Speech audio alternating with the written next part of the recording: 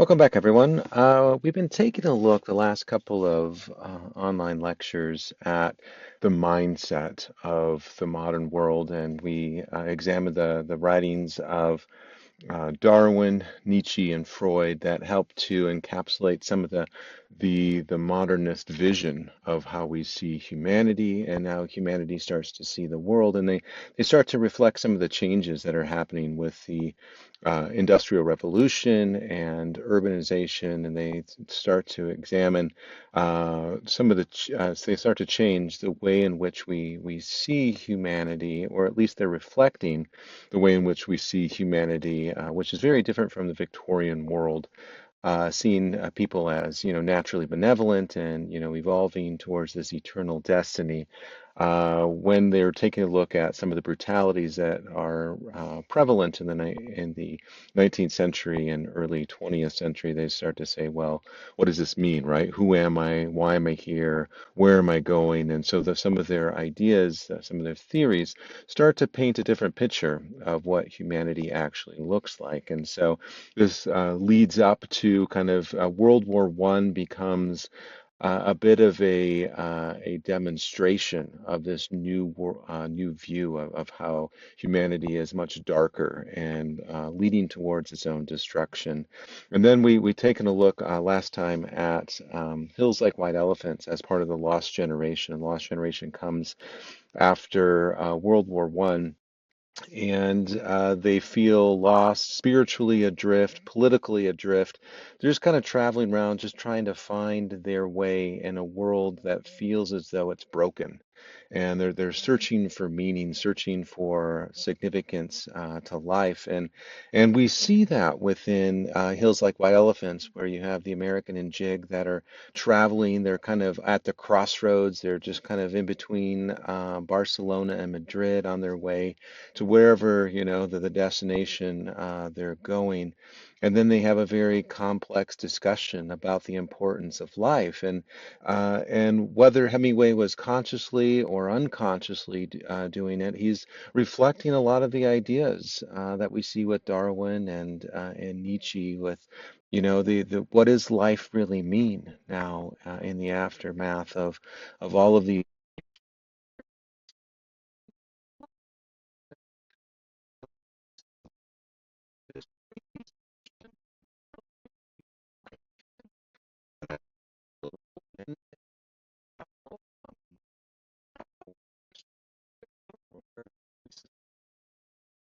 that they're going to go at the end of the story. And today I want to take a look at the poems of Thomas Hardy. He's also a very important novelist, writing at the end of the 19th century and into the 20th century. In a lot of ways, he becomes quite prophetic. He's taking a look at similar ideas that we see with Darwin, Nietzsche, and Freud as he encapsulates his vision of the modern world, and so he becomes really a foundational voice within modernism. He comes from England, and he's taken a look at the main concern that we see within him as he's examining the concerns of urbanization, industrialization, the same concerns that Karl Marx has, and we'll take a look at his writings when we take a look at the Russian Revolution, with the concern that how long can this kind of society uh, continue to exist. Thomas Hardy has similar concerns, and he's also taken a look at the end of the British Empire, that the British Empire was about ready to collapse on itself. It was once said that the sun never set on the English Empire, meaning that they had under their control land from, all the way from England all the way around the globe to Hong Kong. And so the idea is that the sun's constantly somewhere it's shining on some part of the British kingdom. And so, but at the tail end of the 19th century, the 20th century, the pinnacle of the English Empire has passed, and they're now kind of struggling with their own kind of insurrections around the globe, trying to fight for independence and freedom. And so, as he sees kind of the end of this empire, he's capturing or is kind of experiencing the problems of the modern world. His poems kind of reflect these anxieties, these concerns, and they're also becomes this voice of how to make sense of the modern world. And so you'll see some of the ideas of Darwin, Nietzsche, and Freud within them. And so I'm hoping that as we go through them, you'll be able to see the connections between how the modern world is seeing and understanding the human condition and how that's vastly different from what came before. And I'll read through a couple of the poems with you just so you can understand some of the style, the technique that he uses, and then you can then apply that to the other poems because I'm not going to go through all of them. I'll let you do that. That's part of, learning and growth is applying skills that we develop to other things on our own. Let's take a look at Hap. Hap is a good place to start understanding his vision and how he's seen the modern world. Hap here kind of sounds like happiness, but it's not short for happiness. It's short for happenstance. Happenstance is chance. It's randomness. And so as we kind of think about that in connection with Nietzsche, right, when he's taken a look at suggesting that God is dead and that lament that he has. And then he questions, where are we going now? Are we plunging into darkness, right? So as we remove divine direction, or at least as humanity is wondering, how much is divine control and how much of it is human control, as they start to question that maybe divine control is not as, prominent as we once thought a century ago, it produces anxiety as you can imagine that if God's not directing human events, then that means humanity is directing human events, and that produces a lot of anxiety. And so it feels kind of chaotic. And so we see that emphasis of chaos within happenstance, right? And so let's take a look at the poem and what he says. He says, "If but some vengeful God would call to me from up the sky and laugh, thou suffering thing, know that thy sorrow is my ecstasy, that thy love's loss is my hate's profiting," right? And that, if we take a look at that first stanza, that doesn't sound like a very nice God, right? That he's happy that people are suffering, happy about inflicting pain. But then we see kind of a change in tone a little bit in the next stanza. Then the narrator, who I suppose would be Thomas Hardy, but we'll just say it's the narrator here, says, "Then would I bear it, clinch myself, and die. Steeled, meaning strengthened, by the sense of ire or anger, unmerited. Half eased in that a powerfuler than I had willed and meted me the tears I shed." And so he suggests if there was just some, God out there that said, your pain, your suffering makes me happy, then I would bear it. He says, I would clench myself and died, and I would feel at ease. I'd feel calm about that. And it's kind of a weird way of thinking about, first of all, thinking about God, but then thinking about pain and suffering, right? And then the question is, why would he be okay with the pain and suffering of life? And as we think about that, perhaps one answer to this is because then the pain and suffering that we experience in the modern world would make sense. Because if there's this benevolent God out there that's, just, happy go lucky, whatever, then to him it seems that the pain and suffering doesn't make sense, right? So it seems as though an angry God makes more sense to think about, the modern world and some of the problems that we face than a loving God, right? We don't necessarily look at it that way within the church, but at least that's the way, Thomas Hardy is trying to, I guess, make sense of it or look at it.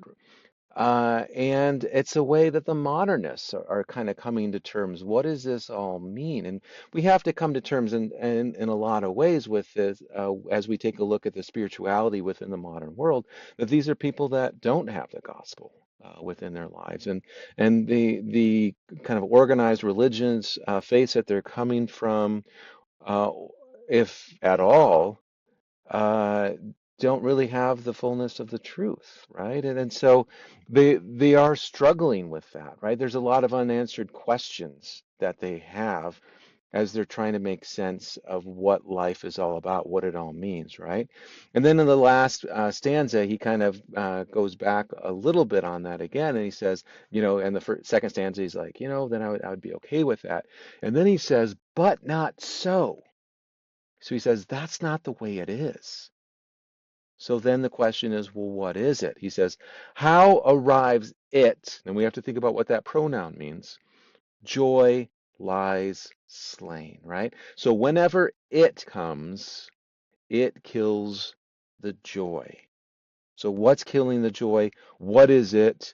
It goes back to the title of the poem, Happenstance. Chance, randomness is what's really directing the course of human events. And that causes pain, right? That's what's causing pain. And because that's what's causing pain, there's an additional element to that pain because now the pain that we're suffering doesn't have a purpose. It doesn't make sense, right? And so that causes even further pain. And why the unblooms are things that haven't happened yet. The best hope ever known. Why do we look to things that haven't happened with hope if randomness is directing the course of our events? He says crass causality, right? Again, this idea, another name for randomness, obstructs the sun and rain, right? It blocks this life-giving source of the sun and another life-giving force of the rain, right? The water that causes things to grow, right? And dicing time, right? Dicing is kind of the, rolling the dice. It just kind of chance. For gladness casts a moon, and these purblind doomsters, right? Again, the things, what is directing humanity, right? Crass causality, happenstance, purblind doomsters, whatever the case may be, whatever is directing us is going to be randomness. Has already strewn blisses about my pilgrimage as pain, right? And so thinking about this, what is Hardy's crisis of faith? Why do you think that Hardy indicates that in Hap, that he would prefer a vengeful God to crass causality, right? Again, thinking about why a vengeful God would be better for him. Again, kind of taking back and seeing kind of a step back and seeing the forest through the trees and making connections. I want you to think about how this might relate to the Dadaist critique as they are taking a look at some of the frustrations coming out of World War One, right? And so think about, how is this painting a picture of humanity in, the early part of the 20th century. And so just some things to consider as we move forward, thinking about connecting the dots.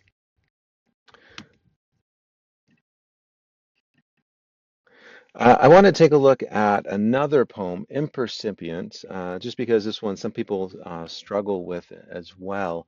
Impercipient is someone who doesn't understand something, right? Doesn't it fails to perceive whatever it is, right? Someone that's not understanding something. And then we take a look at what's in parentheses in the first stanza, and this is at a cathedral service.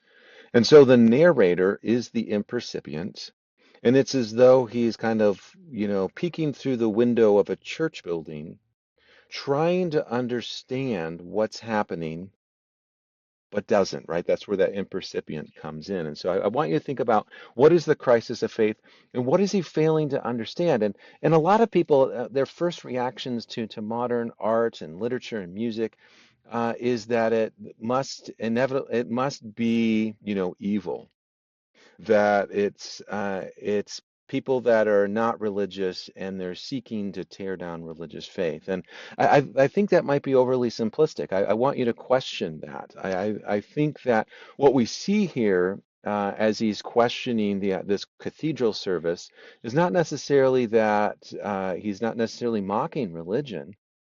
It seems as though, and you can kind of come to your own conclusion on this, that he wants to be part of it, right? So to see if you can see that or not, right? He says that with this bright believing band, I have no claim to be.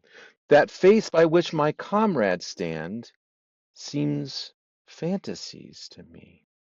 And mirage amidst their shining land is a strange destiny. And so think about, that the capitalizations are important within Hardy, right? So he capitalizes shining land, and so that's a proper noun.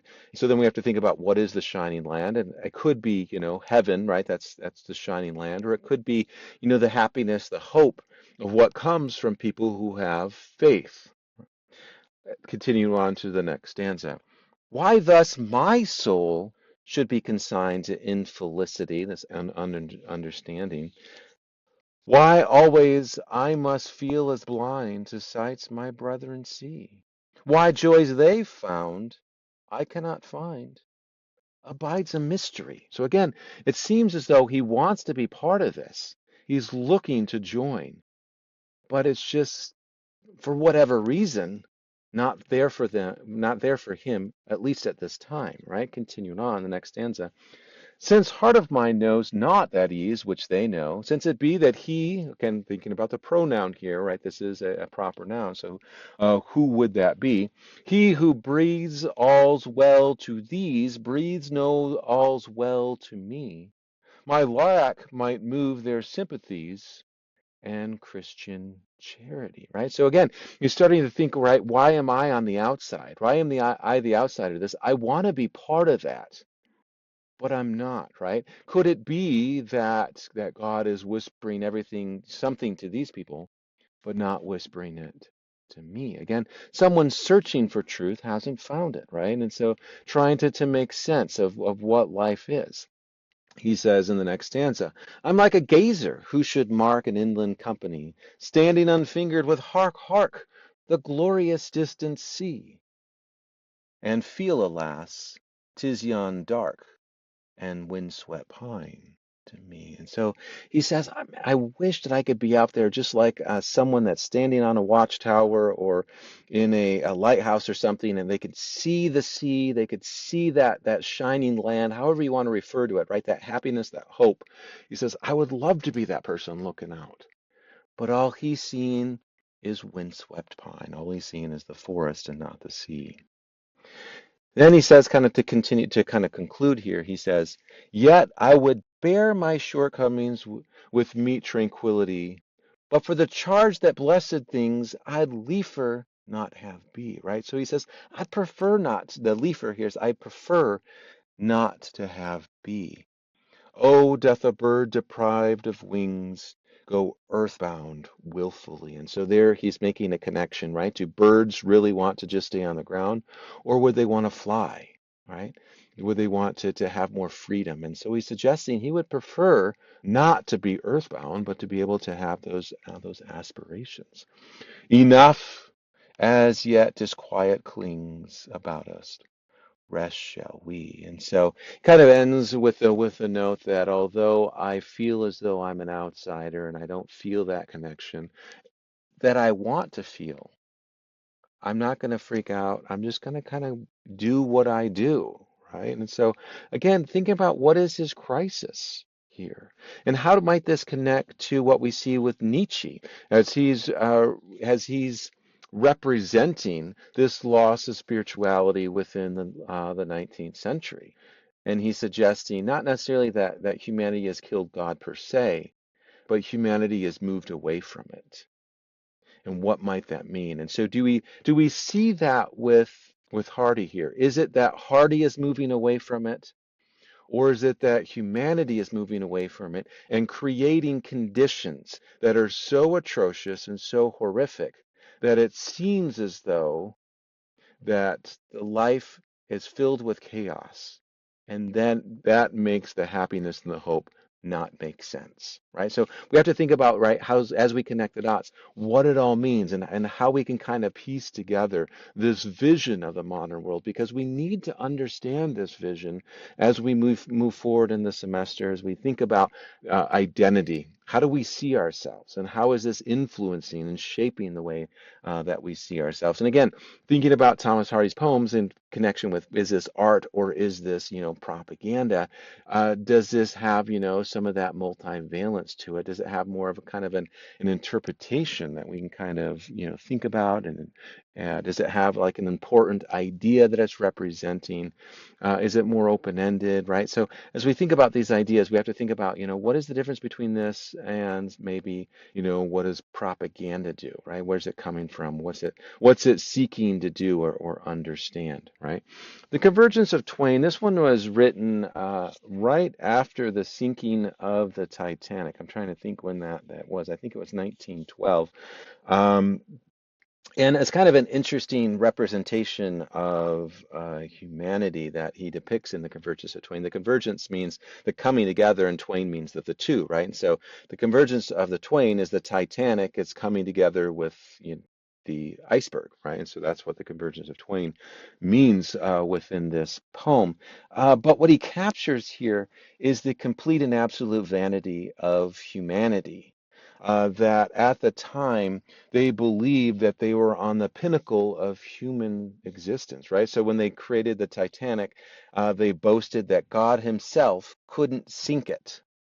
And so then we have to, kind of think about that kind of vanity, right? Or in, I think it was either 1905 or 1907, don't quote me on that, but the US patent official, the person that was in DC that's responsible for putting patents on new inventions, called up the President of the United States, at the time it was Teddy Roosevelt, and said, I hereby resign because everything that will be invented has already been invented. So think about that. In 1905, 1907, right? That nothing else could be invented. And then we have to think about, right, in 2020, as we look back at that, the vanity behind that kind of statement, because we have to think about how many things were actually invented. But they were thinking that they were just, that humanity is just, going wrong. We're clicking, we're evolving.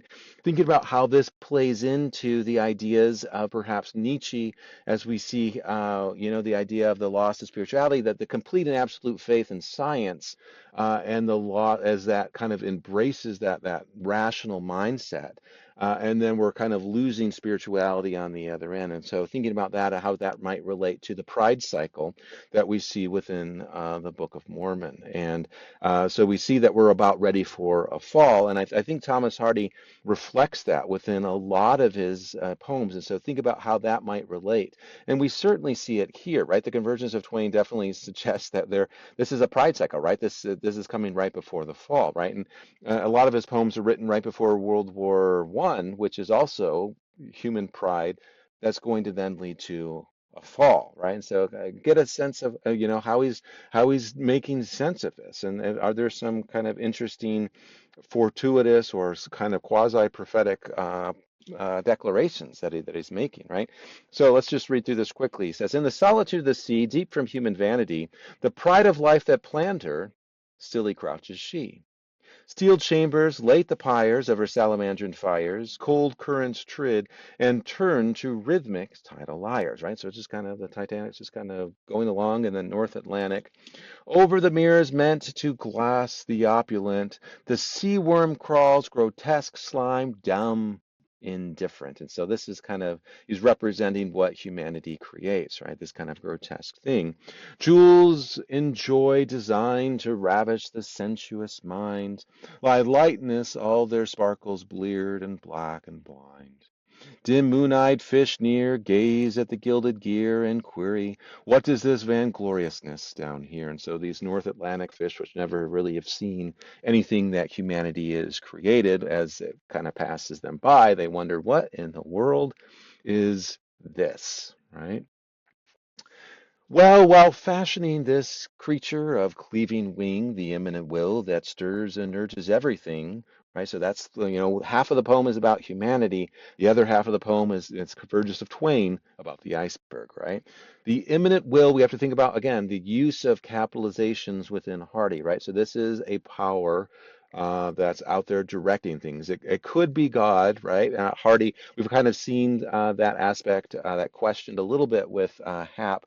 Or it could be randomness, right? Whatever it is that's directing the course of, the universe kind of sees human pride and says, "Let's gonna give you're gonna kind of take it down a notch here." The imminent will that stirs and urges everything, prepared a sinister mate for her so gaily great, a shape of ice for the time far and dissociate. And so this imminent will knew what was going to happen in the North Atlantic, and so early on, right, thousands and thousands of years before, started fashioning this sinister mate, right? And as the smart ship grew in stature, grace, and hue, in shadowy, silent distance grew the iceberg too. Alien they seemed to be, no mortal eye could see the intimate welding of their later history, or the sign that they were bent by past coincidence, being anon twin halves of one august event. Till the spinner of years, again, right? Take a look at this capitalization here. Whatever's controlling us, right? Till the spinner of years said, now. And each one hears, and consummation comes and jars two hemispheres, right? So as we take a look at this, we're questioning the idea of how do we see humanity? How do we make sense of humanity in the modern world? And if there is, right, again, thinking about Nietzsche's ideas and the implications of what this means, right, as humanity's moving away, right, focusing on its own pride, its own vanity that we see as it's creating the Titanic. But Hardy is saying as we move away from that, what does that mean for us, right? And then he suggests, right, he's try to make sense of why do bad things happen. This kind of gets back to his, poem about Hap. It would make sense if some vengeful God would call upon me and laugh, thou suffering thing, right? So we see if there is something controlling human events, it could be randomness, but it might not necessarily be leading to our betterment, right? It might be leading more to our immediate pain. Now, it could be leading to our immediate pain to then humble us to, better us in the long run. That could be, what happens. But again, he's questioning why do things happen and what does it mean and who directs, right, these events and what does that mean? All right, we're going to leave off with He Never Expected Much. This is a nice bookend to Hap. He writes this one later in life. I think this one is published in 1928, so well after World War One. But again, he's kind of reflecting on, what does this all mean? What is, who am I? Why am I here? Where am I going? Those kind of big questions. And I want you to see how he answers this and see some of the themes that we're going to see. And so this one is a little bit like Hap, and so that's why I say it's a good bookend for Hap. And it comes towards the end of Hardy's life, and generally writers tend to soften with years, and so their earlier works tend to be much more kind of hardcore and terse and kind of confrontational or a little bit more bitter or yeah, I don't know, however you want to think about that. But towards the end of life, generally authors tend to soften with years, and so there's a slight softening. It's not much. Don't expect that this is going to be a happy poem. I mean, mainly what we're kind of getting from this is Thomas Hardy needs a hug, but there is somewhat of more hope within this, and I want you to think about where does that hope come from, right? He never expected much. Well, world, you've kept faith with me. Already it sounds much happier, right? You've kept faith with me. Kept faith with me. Upon the whole, you proved to be much as you said you were. Since as a child I used to lie upon the leas and watch the sky, never I own expected I that life would all be fair. 'Twas then you said, and since have said, time since have said, in that mysterious voice you shed from clouds and hills around. Many have loved me. Okay, the quote here is coming from nature, right? Coming from the world around him. Many have loved me desperately, many with smooth serenity, while some have shown contempt of me till they dropped underground. And so I want you to think about what is the message that the world teaches him, and what did he learn from it, right? And what can we learn from this? So continue on. This is again a quote coming from nature. I do not promise overmuch, child, overmuch. Just neutral tinted haps and such. right? So what is the message? What does he learn from the world?